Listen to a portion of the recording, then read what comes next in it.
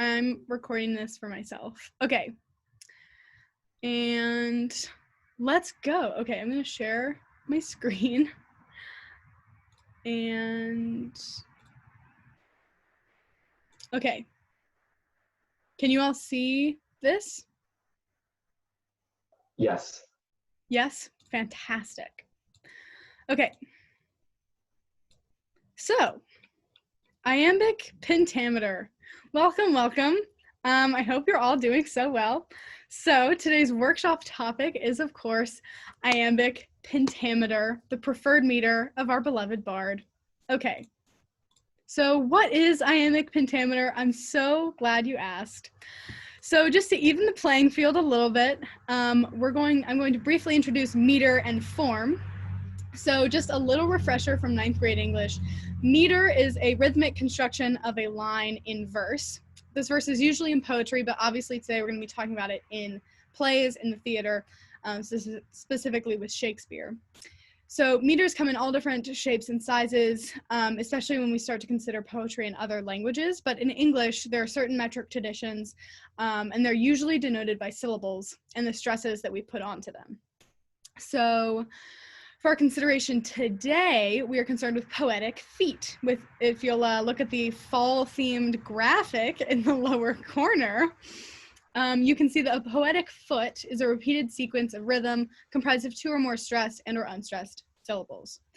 So in Iambic Pentameter, for instance, a metric or a poetic foot is comprised of 2 syllables, 1 unstressed, stress, ba-bum, iambic, ta-da.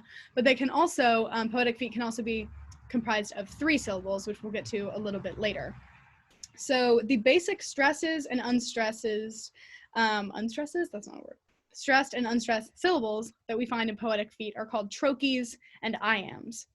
And the former, a trochee, is a stressed syllable, and the latter is a softer beat, a rested beat, an unstressed syllable. And you can remember that really easily because trochee is really aggressive sounding. It has a lot of consonants. It's really sharp. It gives you stressed vibes. And iamb is nice and soft. It's unstressed.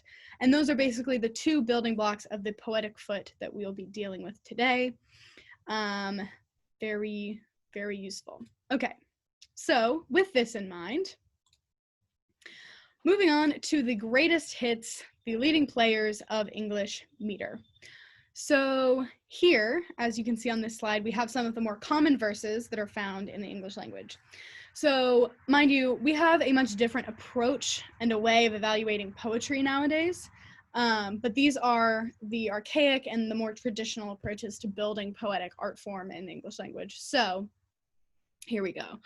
First, we have Iambic Pentameter. She's our beloved, she's our favorite, we all know her, we love her. And here we have a few classic examples. We have Romeo and Juliet, but soft what light through yonder window breaks.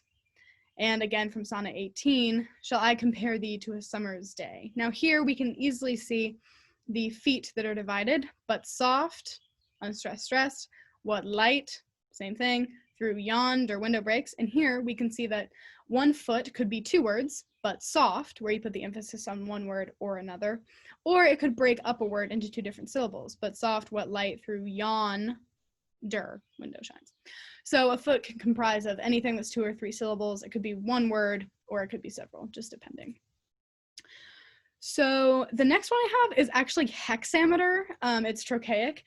And this is a really clear example, but just like a random fun fact is that iambic meter is often written in pentameter and not hexameter, whereas trochaic hexameter is much more common than trochaic pentameter, which is just like a fun fact. I don't know why. So if you know, please tell me, because who knows. But anyway, it's in hexameter, but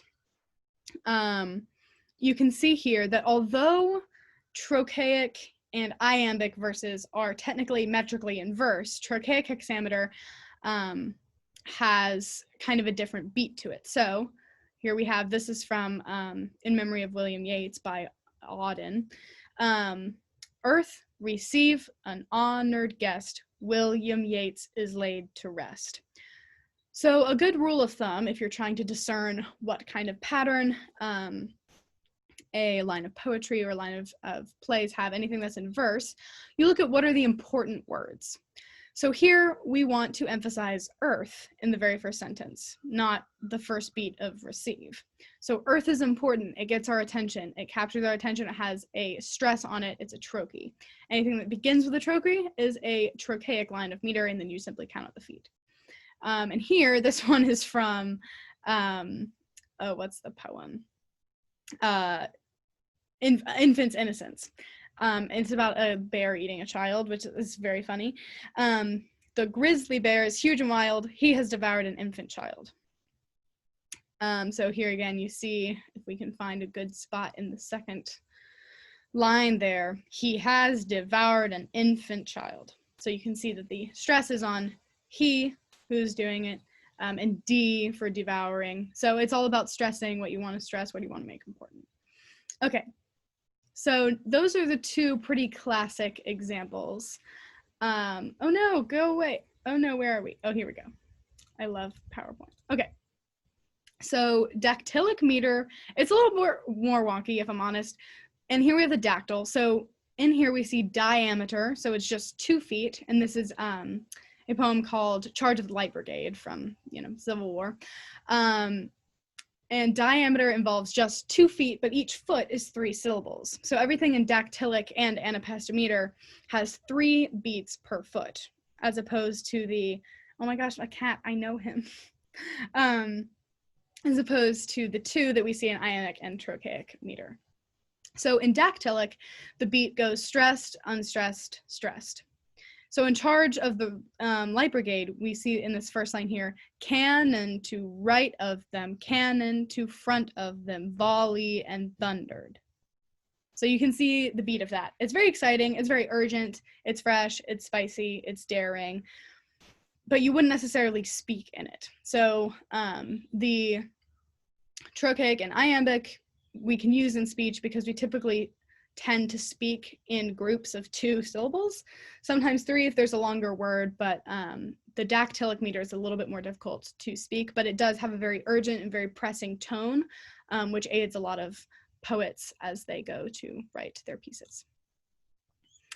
So finally, in this little list, we have Anapest. And this is another one of those that has 3-syllabled feet. And so this poem from Lewis Carroll is a perfect example of this really fun meter. And once we hear it, you might think, oh, that sounds pretty familiar, because while Anapest meter hasn't gained a lot of literary or critical acclaim, the meter is often used in children's books because it builds suspense and it's generally considered much easier to fit into a rhyme scheme. I don't know why. Probably because I don't know, I don't write rhyming poetry, but for whatever reason, this meter tends to draw a lot of attention for rhyming poets. And it builds suspense, so it's really common one for children's books and children's poems. And Anapest meter has an unstressed, unstressed, stressed pattern. So this is the hunting of the snark. So if we were trying to discern the tone of this, we would say, in the midst of the word he was trying to say, in the midst of his laughter and glee, he had softly and suddenly vanished away, for the snark was a boojum, you see. So you can see how it's very skippy, it's very fun, and it kind of builds suspense because it keeps you waiting through the entire metric foot to get to that final stressed syllable. So it does really keep you kind of hanging on every word, which especially if you have that rhyming couplet just right at the end, or that's where you're establishing whatever rhyme scheme you're going for, the A or the B, you have to wait all the way to the end of the foot to get it. And so it's really good for a rhyme scheme and also for children's books because it is so snippy snappy. Okay, so moving rightly along, here we see basically the greatest hits of English verse, but there are a few that exist but haven't really gotten their due accolades. So, here we have a few honorable mentions.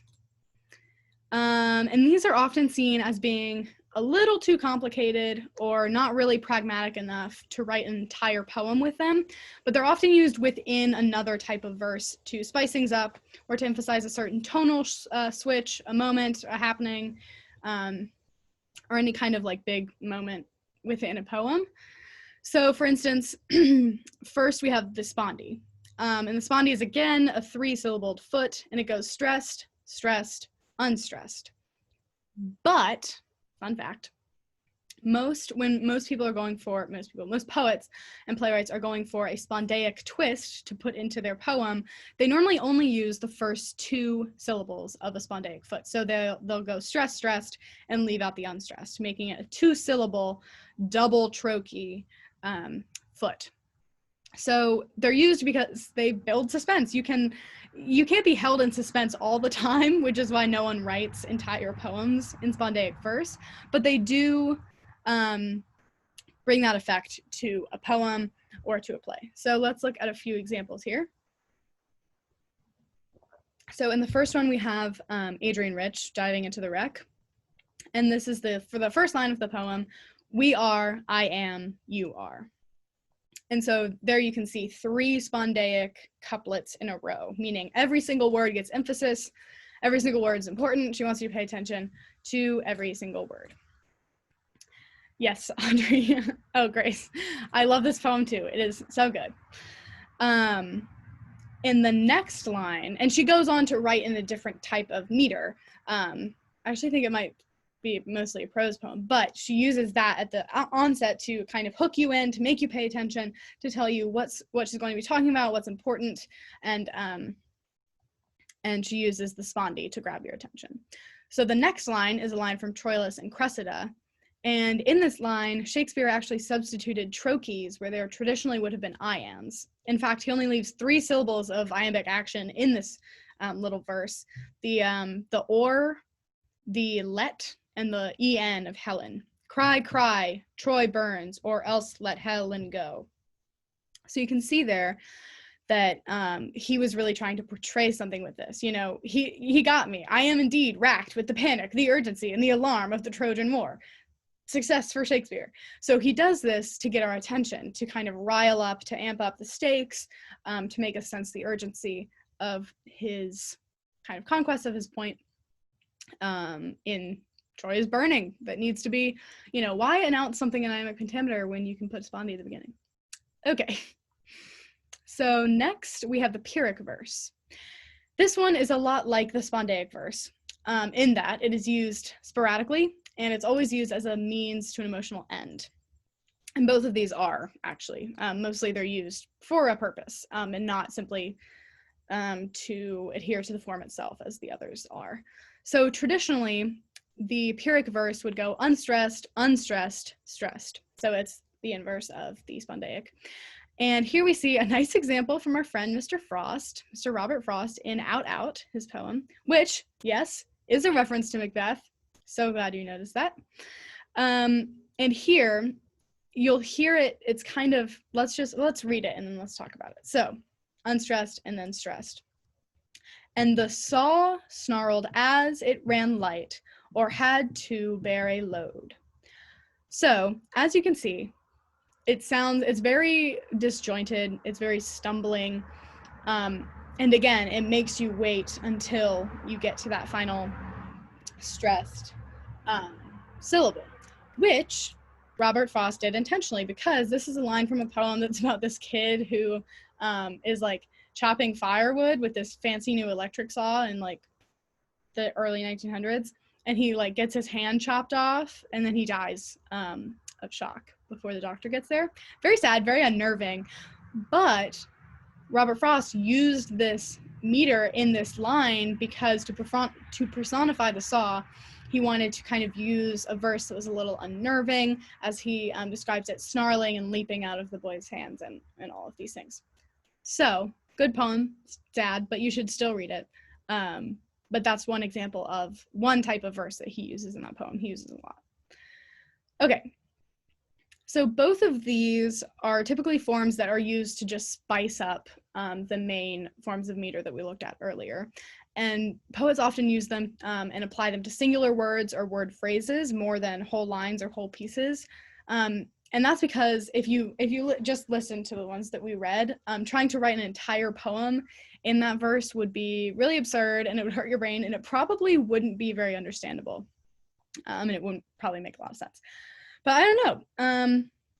Let it stand as a challenge. Prove me wrong. Write an entire epic poem in spondaic meter, and I will be very impressed. Okay. Let's go to the next slide. Okay. There is no such a match made in heaven. Get it? It's in Iambic Pentameter. Great. Okay, moving on. Okay. So now we're moving into the world of the stage a little bit more. Whoops. I lost Zoom. Where did you go? Oh, thank you so much, Michael. Okay, here you go. All right. Let's see. Christopher Marlowe. So we can see here that although William, so he had used he obviously wrote a lot of sonnets and everything before he started getting into plays. And he was like commissioned by these aristocrats to like write sonnets to woo other aristocrats. Like they just kind of like delegated their love poems and they made him like write them in Iambic Pentameter, and he like wrote tons of sonnets. So he had lots of sonnet experience before he started writing plays. And Christopher Marlowe, who is a beloved contemporary of Shakespeare who doesn't get as much credit as he should. They were kind of rivals, kind of besties. He's actually the one credited for bringing verse to the English-speaking stage. And he said, Christopher Marlowe, he's like, we should really put meter onto stage. It would be so powerful. But he said, people don't speak in rhyme. So we're going to do what's called blank verse, which means the Iambic Pentameter, blah, blah, blah. I mean, that was his main of choice, but he was like, we should do meter in general. He was like, meter in general doesn't have to rhyme. As long as it follows this pattern of stressed and unstressed syllables and it has the right number of feet, it doesn't have to rhyme. It can be whatever the playwright wants it to be. So that was pretty revolutionary, if you ask me. And yeah, I mean, he knew that blank verse would help to make it more understandable and make characters more believable because we don't speak in rhymes. Well, I don't. You could. I don't know. Okay. So, highlighting scenes, characters, comedic storylines, end of the scene. Okay. Here we have a few quotes from the canon. Much Ado About Nothing. So this is the quote that's in purple down at the bottom. This is a good thing to examine because 70% of this play is written in prose, meaning without any meter, it's just people talking. So it's good to examine when verse is being used and why it's being used. And this is always a good thing to consider, and it's a very reassuring thing about studying Shakespeare is that if you're an actor, if you're a director, if you're in class, whatever the reason, you can always examine metrical shifts. You can always examine when is meter not being used, when is it being used, how is it changing, what exceptions or changes are being made to the verse, because they always tell you something. Because unlike writing a play with regular dialogue, meter is always very intentional. You don't just kind of fall into Iambic Pentameter. You really have to think everything out. So if there's a change in meter, it's important in some way. So in this one, this quote is Ursula talking to Hero, and it's an important moment of the play. This is right before Hero's wedding. In most of the play, they've just been talking like normal people, but in this one, she decides to use meter to tell her friend this thing. It's like, love is important, friendship, love is there to support you whatever you do, and all hearts you should speak your, is an important line. And she decides to put it into meter because it's important, so that tells us that there was a change of thinking during that moment of the play. Now, if we look off to the right, we see the red text, and that is indeed Iago. And he's kind of a bad bitch, if we're honest. And he always speaks in verse because he wants us to know that he's very sly, and he's very clever, and he's very cunning. Like, hooray for Iago. And he ends almost all of his monologues with a rhyming couplet to build suspense. So it's important to note again, when, where, why are these rhyming couplets being used? They're not used every time he exits stage, not even every time he ends a monologue, but he does it to let you know that when you hear a rhyming couplet, shit's about to go down, because he only uses them when he's like plotting his, he's rubbing his grimy little hands together and he's like making a plan. And so, if we can see in this red text, this is right after he's like, ooh, like murder time. And then he leaves the stage. So we know that, here's a rhyming couplet. I guess this plan's about to happen. So we can pay attention to the meter shift there. He does. Iago does. He does have the highest proportion of lines in a Shakespeare play for a non-title character. Because again, he's a boss-ass bitch. Okay. Jackson, Iago is Satan. You're absolutely right. Okay. So in the blue text, finally, we see in Twelfth Night, which is very similar to, in many ways, to Much Ado About Nothing, only about 40% of that play is written in verse. So it's important to examine it, because if over half the play is in prose and suddenly people start talking in meter, you know something is happening, there's a shift happening, so we need to pay attention to it. So this quote comes from Olivia. I'm like 90% sure, don't quote me on it, I'm pretty sure it does. Fate show thy force, ourselves we do not owe, what is decreed must be, and be this so. So this is like a final line. Again, we have a rhyming couplet and meter, so you know that either, these aren't the only options, but you know like a plan is being made, someone's made up their mind, someone's realized something, someone's thinking about what they're saying, they're very organized in their thinking, and ultimately it's an important line. So those are important to examine in plays, especially some of the comedies that aren't written in meter normally.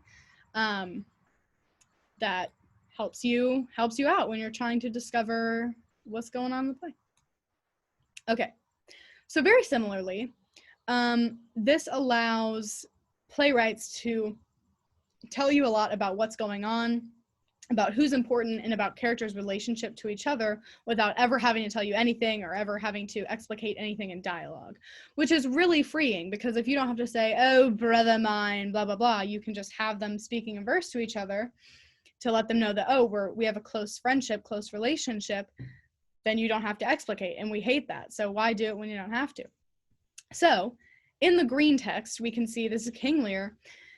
This is the first scene of the play, and all of these characters are, you know, having mad bants. They're talking to each other, they're talking in prose, and we can see that they're very close to one another. They have a close working relationship, and we would know by their costumes that they're nobility, but they're close so they can speak in prose to one another. But then, bum-ba-da-da, trumpet sound, blah, blah, blah, the king shows up, and everyone starts speaking in meter immediately.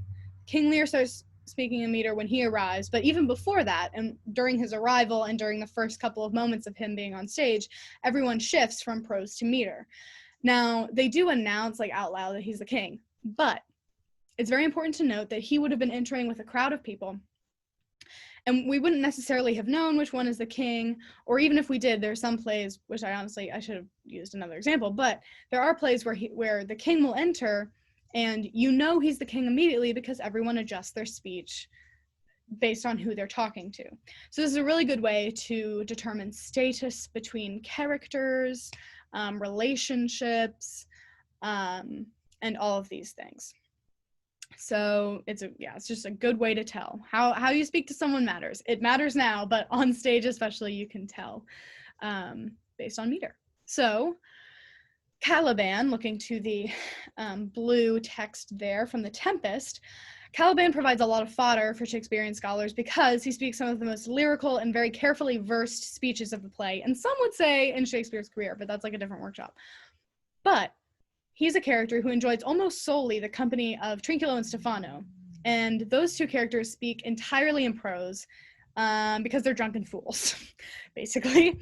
And the distinction between these two characters and then Caliban is very important to note, because here you have a native of the island, someone who's subservient to Prospero and his magic upon the island, and then you have Trinculo and Stephano, who have just gotten off the king's boat. They're clearly nobles, they're important, but you have this varying degree of how they speak, not only to one another, but kind of to themselves. They both have asides. And Trinculo and Stephano are just like rambling on and on. They have no verse whatsoever, and they're just drunken fools. But Caliban is very metered, very specific, and very careful with his speech, which, even though both enjoy different statuses as both kingsmen, noblemen, and what are essentially he enjoys, like Caliban, it has this kind of native, kind of primitive status.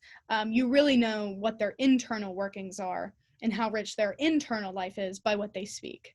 So you know that Caliban is really the only one in control of mental faculties, and Trinculo and Stephano are just idiots. And we don't have to be told that. We know that because of how they speak to each other. Okay, and perhaps My favorite example of how we use meter to understand the internal workings of a character, and more importantly, those internal feelings effect on the plot and of action, we see Hamlet. Once again, we are returning to Hamlet losing his mind. So Hamlet is a character who speaks in both prose and meter. He goes back and forth. And for example, when he's speaking to Rosencrantz and Guildenstern, these are two people who speak verse with the king. They're very high status. They can, they speak to the royal family, blah, blah, blah. They speak meter a lot.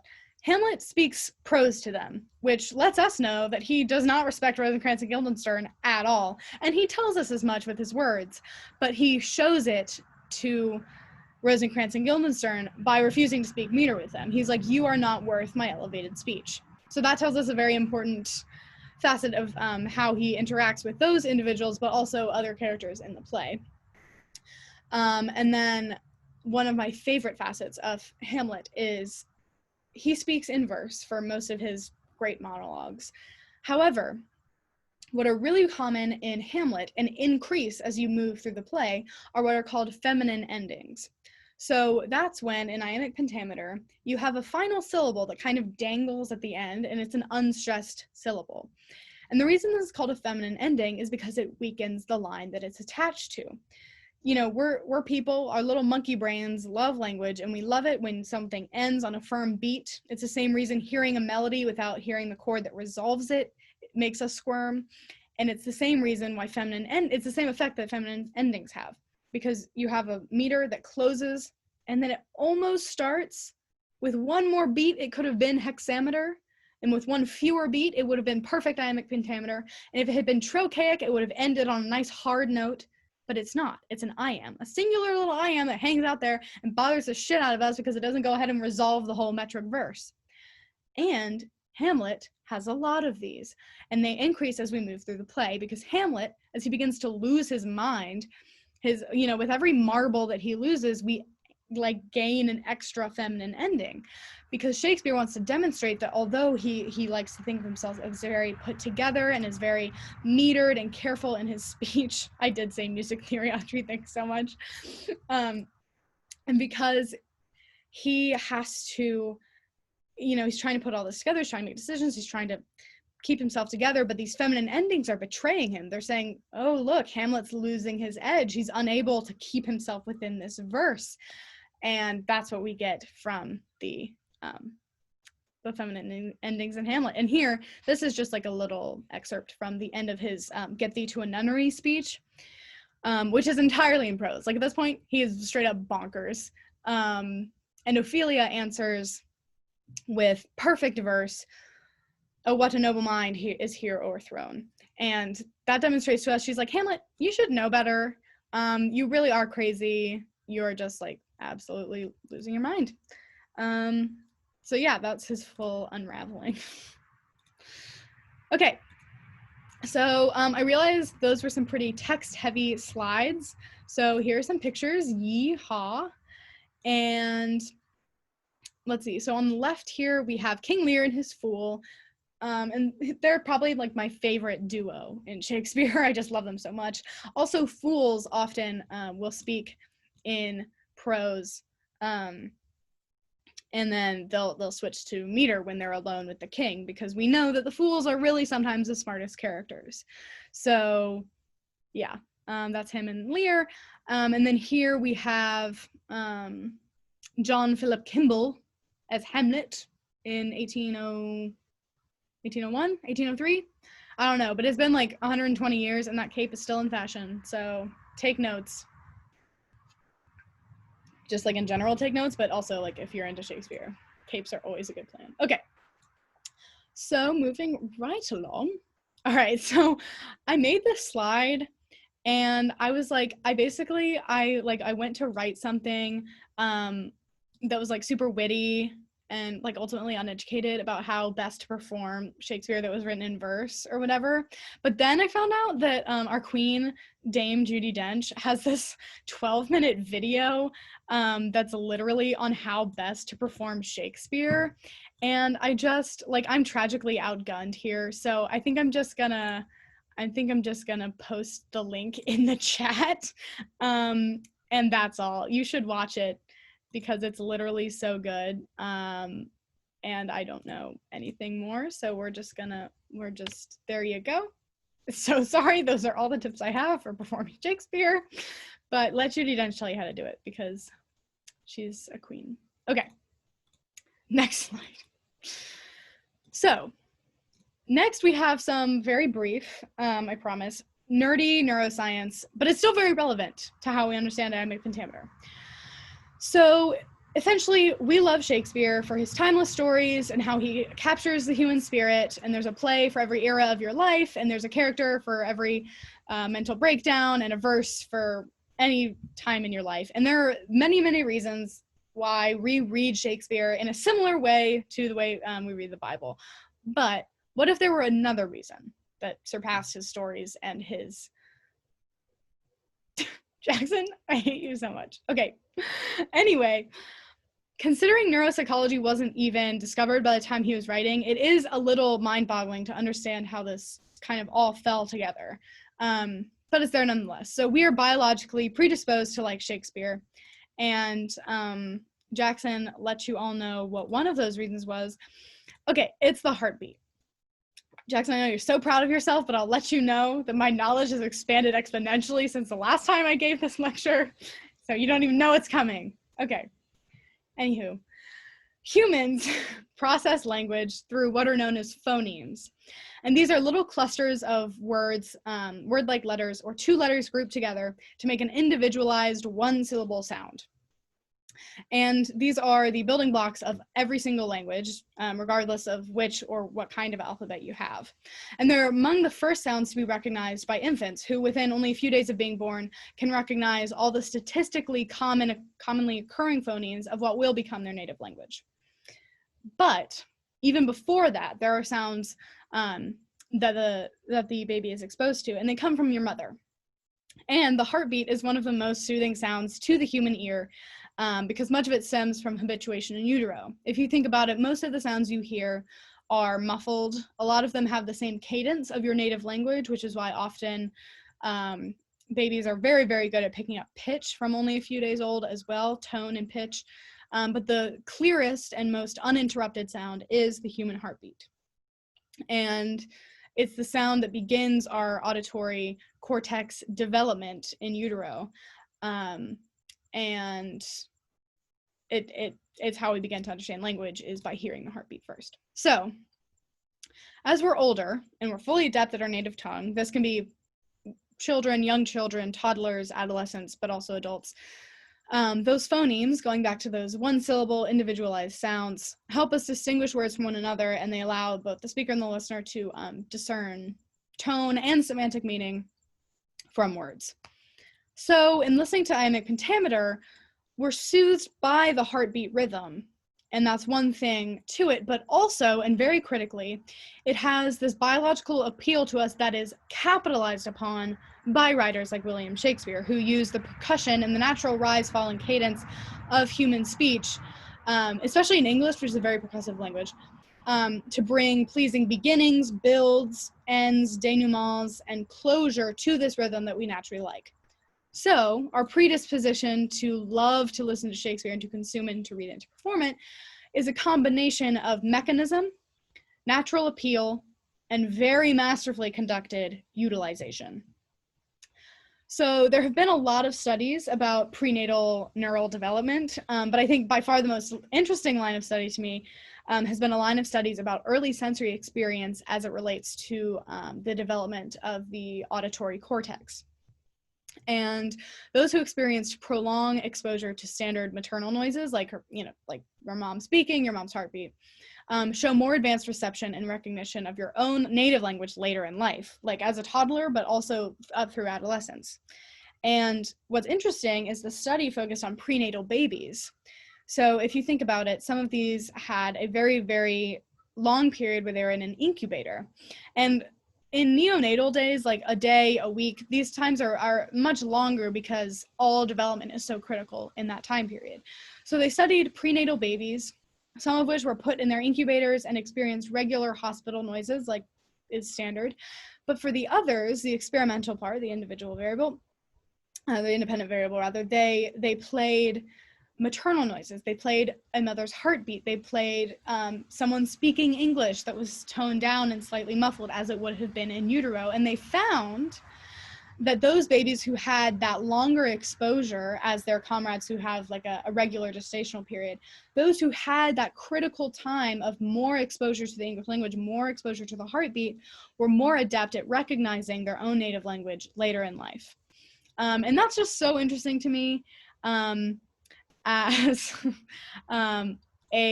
a premature baby, and as a twin, and only one of us ended up being a literary nerd. So who is, that was a perfect opportunity for like a closed system study that didn't happen. But I would be very interested to see if, like, I don't know. You're right, Jackson is the literary nerd. So yeah, that's just a super interesting thing about language, and learning about language development is a very, very interesting course that they have at Columbia in the spring, which I think you should take because I took it last year and it was so good. Okay, anyway, enough STEM bullshit. Let's get back to Shakespeare. Okay, so here, I know you read, Jackson. The newspaper. I'm kidding. You don't even read the newspaper. Just kidding. So Jackson, I know you do read. Okay, I'm gonna turn off the chat because it's bothering me. All right, so here are some cool, interesting initiatives that I have been reading about. And the first one is, I keep losing the PowerPoint. Oh, okay, so the first one is the Flute Theater Company. And this is a company who had the initiative to create Shakespeare-based productions of Shakespeare for autistic people and for their families. And Kelly Hunter, this is a UK-based production company. Kelly Hunter used to work at the Royal Shakespeare Company, as an actress, and then she moved into administration, and then she decided, I'd rather do something else. I feel like I could be using my skills and my knowledge and Shakespeare in better ways. So they use the rhythm and the beat of Iambic Pentameter to create this like very soothing, very sensory, chilling. It's a very chill experience. But they use it so that they can analyze the verses and speak very clearly, and use it to make productions that autistic people can enjoy. Because if you think about it, productions, especially of Shakespeare, tend to be over the top. We use all kinds of instruments and sound effects and gore and fight scenes and things like that now, which make them a very overwhelming experience. And she makes theater very accessible in this way. So I thought that was super, super cool. And then the Bedlam Theater in New York, I forget exactly where in New York, but it's in New York. And the Sheen Center, they do a similar thing. So Stephen Wolfert was an ex-Marine. He has a very fun story. He was an ex-Marine who was a drunk, and he was broke, and he got off a train in the middle of nowhere, was really kind of at his rock bottom, felt like no one really understood what combat veterans went through and all this, and he's kind of stumbled into a performance of Richard III. And he said that he had such an emotional experience, and he was sitting there and he was sobbing because, and I'm pretty sure this is a verbatim quote, he says, "I didn't know you could feel emotions like that out loud." And I think that was such a moving moment for him that he said, I have to learn how I can channel this this language and channel these stories to help other veterans. So he runs an acting class on Monday nights that's exclusively for war vets. And what they do is they focus on monologues. They do a lot of monologue work. So you're not focused kind of in the interplay of scene dynamics, but they focus on monologues that are from a lot of these war plays. So for instance, Macbeth, Richard III, Henry V, Henry VIII, any of the Henrys, King John, most of his histories, but also a lot of his plays have soldiers in them. And he said that he uses the metric verse to help veterans to latch onto their emotions and to structure them in a way that they no longer become overwhelming or arresting or intrusional, but they can be kind of wrestled with. You can force those emotions into a metered verse that you can understand, embody, you can grapple with them, you can understand them, you can perform them, and ultimately it serves as kind of a cathartic understanding of these processes of trauma. So I thought those were super fun. And yeah, those are just some fun initiatives. And, you know, these are initiatives, these kind of Shakespearean initiatives take place kind of all over the country for all kinds of things, but these were two that I thought were kind of specifically centered around iambic pentameter and how verse can help people. So yeah, in conclusion, that's literally all I know. I have like some sources that I put on the next slide that you can check out if you want to learn about anything else that I was just like very briefly touched on today. And a lot of these I like went Google hunting for a lot of resources on poetry. Oh hey, I'm like yeah, I'm on Zoom. Oh. Yeah, can I give you like I'll be off in like 10 minutes. Is your dad here? Oh no, he's hunting. Oh, okay. Yeah. Well, I'll see you. That was Mike. Let's see. So I put a lot of the resources on the next slide. Let's go to that one. And a lot of these are resources that are meant for educators around Shakespeare, but they can also be very useful to us as actors and directors. And yeah, so here's some like resource banks. There's even a Quizlet. So I got the American Shakespeare Center, when you act in a thing for them, they give you like this huge book on like important Shakespeare like things, just like resources and stuff. And they used to have that book online for free, because normally you could only get it if you, obviously not everyone like is an actor for the American Shakespeare Center, but some icon, because I lost mine, put it on Quizlet, at least the terminology section of it. So anyway, it's on Quizlet. I put that in there. And the Royal Shakespearean Company has a lot of learning resources about verse and prose and meter usage, and they have like separate modules for each of like the more popular plays. So you can like go to that site and just like, it's the Learning Zone one, Shakespeare Learning Zone. And you can just like navigate your way through that, and it's super, super cool. So yeah, there's a dog over there. It's not my dog. Anyway, yeah, that's basically it. Let me stop sharing my screen. I lost Zoom again, so come back. Oh, here we go. Oh, huzzah. Okay. Yay.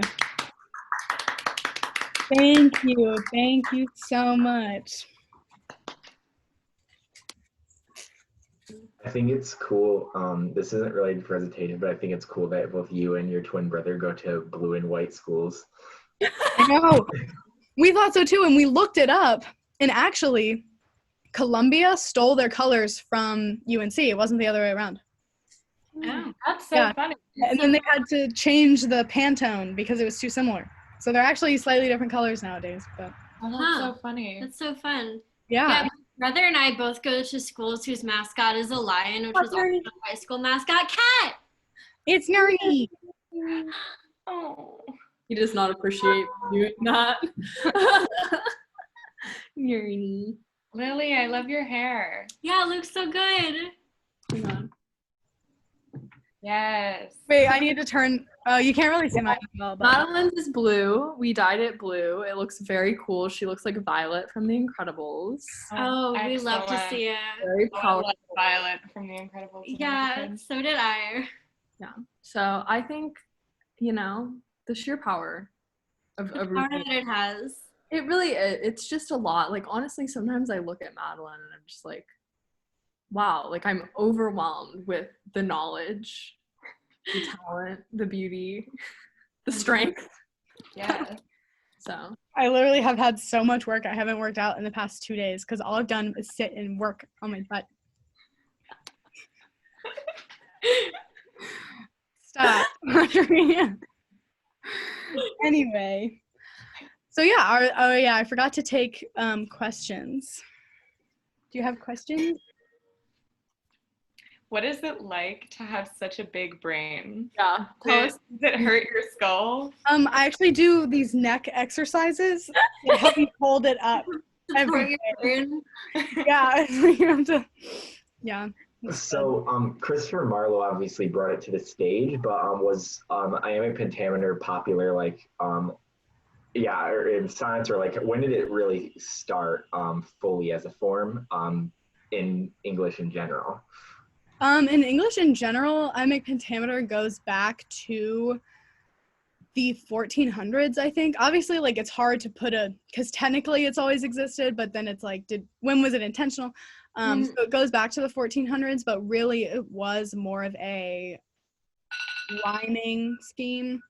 And obviously it was very widely used in sonnets, and especially like in sonnets and other shorter forms of poetry. And there was like this, I mean, really it's like the Elizabethan sonnet is only a thing because those people it really started in the 1530s, but like got going like by the 60s, and obviously continued into the 1800s with the Elizabethan sonnet of people who were like, oh my gosh, if you write 16 lines with a final couplet at the end, you can do 2 things of 8, and then people like lost their minds. But I think Pentameter, yeah, I know, everyone's like, oh my god. So, but outside of that specific form, it existed for a while before that, but it took a while until people were like, figured out where it fit best. So, yeah. Thank you. Of course. Thanks so much for letting us use your Zoom. Yes, of course.